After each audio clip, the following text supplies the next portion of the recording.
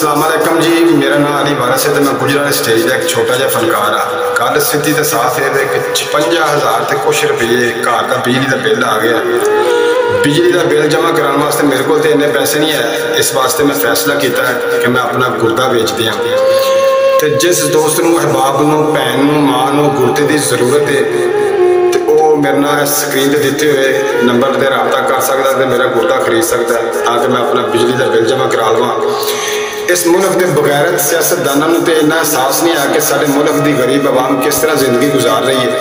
पहले तो महंगाई की इन्नी महंगाई की कि घर के राशन पूरे करने मुश्किल हो गए हैं। असी अपने बच्चों को स्कूलों पढ़ा नहीं सकते, ठीक है जी। उस तो इलावा हम हर महीने बिजली के बिल का एडा वड्डा बंब मारते हैं कि इंसान जींदियां जी जो 2-4 साल है वो भी खत्म हो जाते हैं। बराए मेहरबानी जल्दी तो जल्दी मेरे नाल रबता